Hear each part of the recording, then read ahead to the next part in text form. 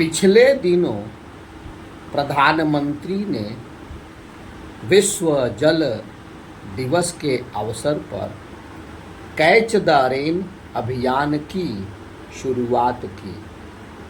इस मौके पर उन्होंने केन बेतवा को लिंक नहर से जोड़ने के कदम का भी उल्लेख किया। कैच द रेन यानी हर बूंद को सहेजने सरीखे अभियान इसलिए आवश्यक हो गए हैं क्योंकि भारत में विश्व का 2.4% भौगोलिक भूभाग और करीब 4% जल संसाधन है।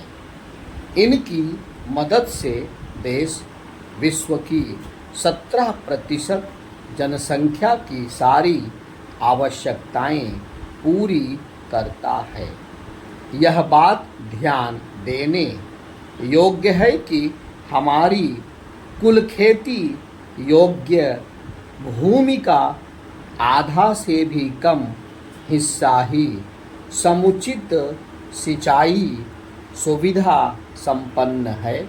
बाकी खेती योग्य भूमि वर्षा पर निर्भर है।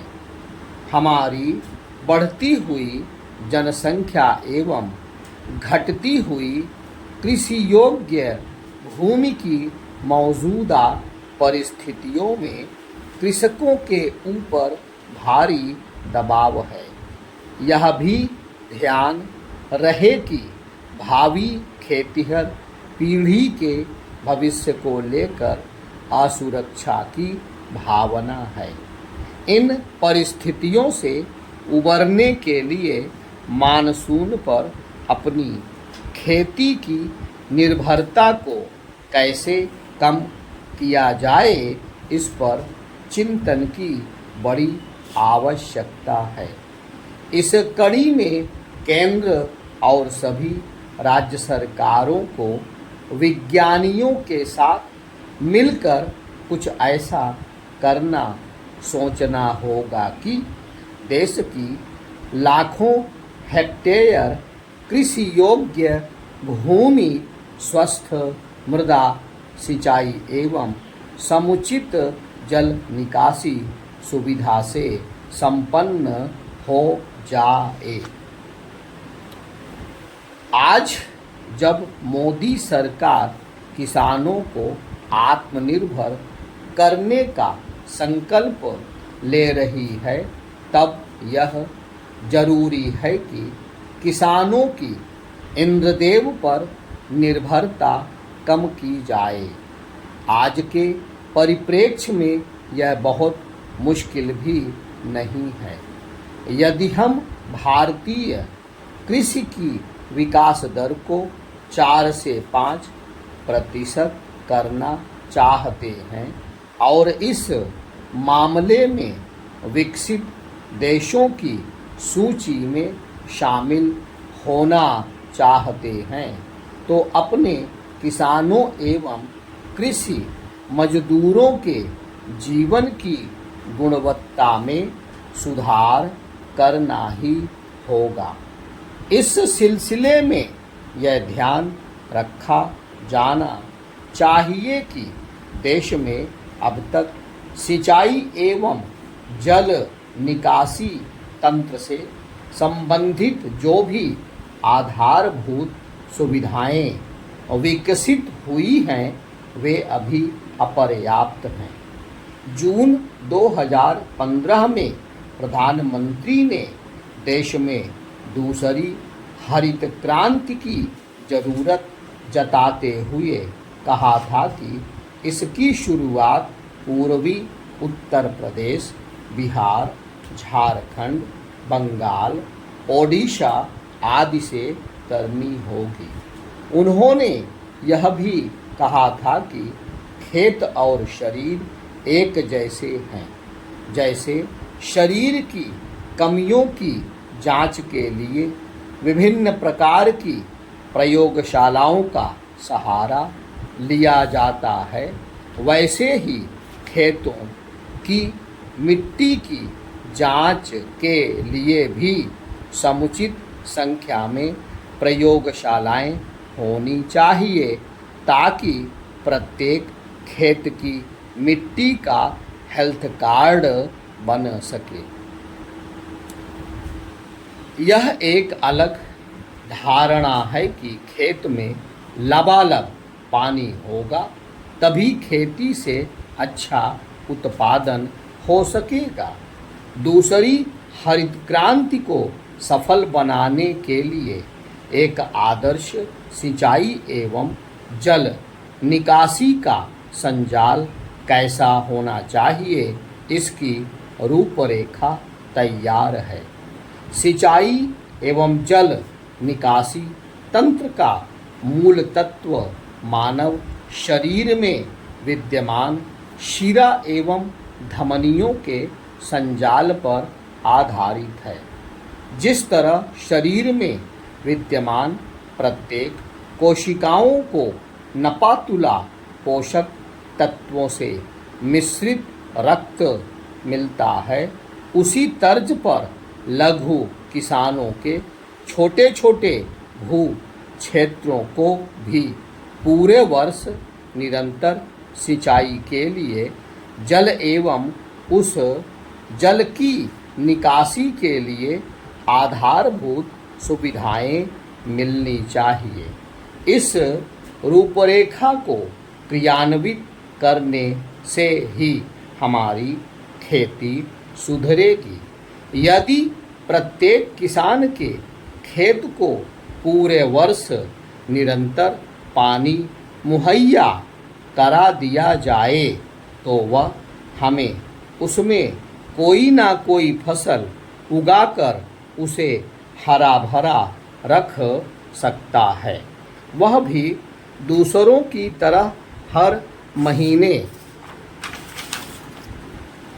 अपने लिए आमदनी का जरिया बना सकता है। फलस्वरूप किसानों की आय भी 2 गुनी होगी। अगले 1 दशक में भारत में इतनी जनसंख्या हो जाएगी कि सभी का पेट भरने के लिए 30 करोड़ टन से भी अधिक अनाज की आवश्यकता पड़ेगी। इस लक्ष्य को हासिल करने के लिए भी उक्त रूपरेखा को जमीन पर उतारना होगा। इसके लिए केंद्र सरकार ने समुचित प्रारंभिक राशि आवंटित करने के साथ माइक्रो इरिगेशन फंड का सृजन किया है। भारत ने पिछले 70 वर्षों में सिंचाई का एक व्यापक तंत्र खड़ा किया है। सिंचाई की सुविधा के मामले में हम विश्व में प्रथम स्थान पर हैं, लेकिन इस तंत्र के विधिवत रखरखाव में हम उतने अच्छे नहीं हैं।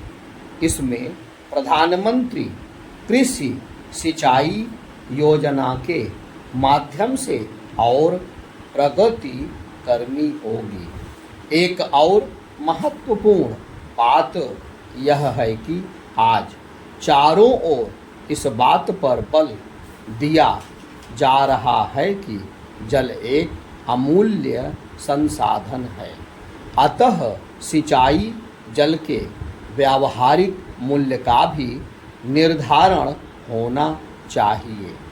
इस तरह जलोपयोग दक्षता वृद्धि के फलस्वरूप पानी की जो अतिरिक्त बचत होगी, उससे असिंचित खेती को सिंचित खेती में बदला जा सकेगा। इससे सिंचाई जल उपलब्धता में सीधे वृद्धि हो जाएगी। आज ज़रूरत इसकी है कि प्राकृतिक संसाधन के रूप में जल को सभी उपभोक्ताओं के सहयोग से विधिवत रूप से इस्तेमाल में लाया जाए। विभिन्न विचारों के आदान प्रदान के उपरांत उत्कृष्ट कार्य नीतियाँ बनाई जाएं, ताकि उपलब्ध जल के संरक्षण एवं दीर्घकालिक जल सुरक्षा को सुनिश्चित किया जा सके। सिंचाई जल की उपलब्धता को बढ़ाने की दिशा में भारतीय कृषि अनुसंधान द्वारा भी पर्यावरण अनुकूलित मल जल सीवेज उपचार प्रौद्योगिकी पर आधारित 75,000 लीटर प्रतिदिन क्षमता वाले एक स्वदेशी संयंत्र को विकसित किया गया है। यह तकनीक कम लागत वाली है, पूर्ण रूप से पर्यावरण हितैषी है, जिसे एक सामान्य गांव का किसान भी चला सकता है। इसके इस्तेमाल में किसी रसायन की न जरूरत पड़ती है, ना कोई गाद या तलछट बनती है। इससे गांव-गांव, छोटे बड़े कस्बों के आसपास सिंचाई जल की उपलब्धता बढ़ाई जा सकेगी।